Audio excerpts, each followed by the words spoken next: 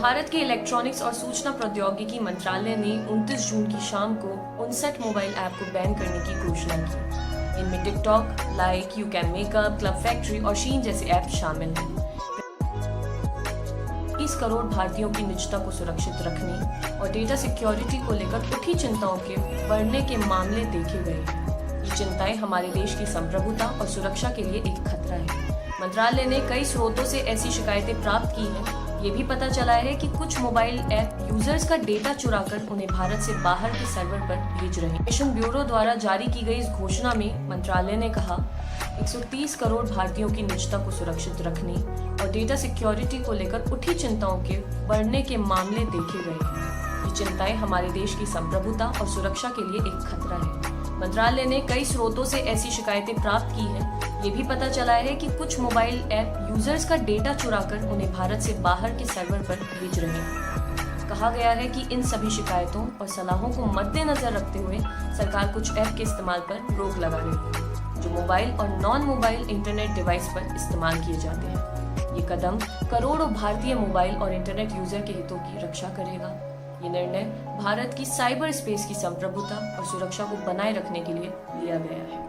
Ban को लगाने के लिए इंफॉर्मेशन टेक्नोलॉजी एक्ट 2000 के सेक्शन 69A यानी 69A का हवाला दिया गया है। इस सेक्शन में पब्लिक द्वारा जानकारी एक्सेस करने पर रोक लगाने के नियम और तरीके बताए गए हैं। सेक्शन में कहा गया है केंद्र सरकार या इसका कोई अधिकारी इस बात को लेकर आश्वस्त है कि ऐसा करना जरूरी है देश की एकता और संप्रभुता के हित में, देश की सुरक्षा के लिए या राज्य की सिक्योरिटी के लिए, विदेशी राज्यों में दोस्ताना संबंध बनाए रखने के लिए या फिर पब्लिक ऑर्डर बनाए रखने के लिए या फिर पब्लिक ऑर्डर को बिगाड़ने के लिए किए जाने वाले अपराधों को रोकने के लिए तो ये कदम उठाए जा सकते हैं। क्या है इस बैन का मतलब, आइए जानते हैं। अभी तक उपलब्ध जानकारी के मुताबिक इसका मतलब ये है कि जैसे किसी बैन की हुई साइट पर जाने पर आप उसे खोल नहीं पाते, उसी तरह ये ऐप भी गूगल प्ले स्टोर और एप्पल प्ले स्टोर पर डाउनलोड के लिए उपलब्ध नहीं होंगे।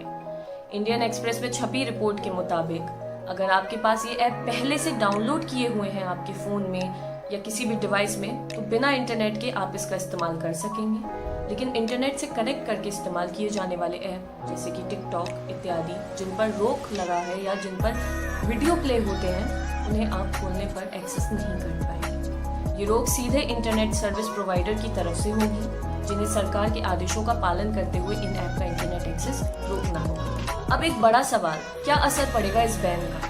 इनमें कई ऐप ऐसे हैं जो कि काफी पॉपुलर हैं, जैसे टिकटॉक के ही लगभग 10 करोड़ यूजर हैं देश में। इनमें से कई लोग अपने वीडियो के जरिए पैसे कमाते हैं। उनके लिए ये स्रोत बंद हो जाए जब तक कि इसका कोई दूसरा विकल्प नहीं मिल जाता। शेयरइट भी इस लिस्ट में शामिल है। इसका इस्तेमाल कई लोग अपनी फाइलें इत्यादि भेजने के लिए करते हैं। उन्हें भी नए विकल्प ढूंढने होंगे। आप सभी सोच रहे होंगे कि क्या ये बैन हमेशा के लिए रहेगा? कुछ समय पहले मद्रास हाईकोर्ट ने भी टिकटॉक पर बैन लगाया था। बैन के बाद ये ऐप डाउनलोड के लिए दिखना बंद हो गया था।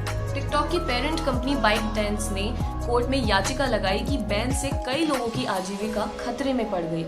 इसके बाद बैन हटा और सभी ऐप फिर से डाउनलोड के लिए उपलब्ध हो गए। खबर लिखे जाने तक टिकटॉक समेत कुछ ऐप्स प्ले स्टोर से गायब हो चुके हैं। इन ऐप्स का नाम सर्च करने पर उनसे रिलेटेड ऐप्स नजर आ रहे हैं। हालांकि लिस्ट में मौजूद ज्यादातर ऐप्स पहले की तरह ही दिख रहे हैं।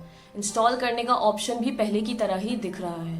कहा जा रहा है कि एक एक करके ये सभी ऐप भारत में दिखने बंद हो जाए। पेज को लाइक करें और अगर YouTube पर देख रहे हैं तो हमारे चैनल को सब्सक्राइब करें।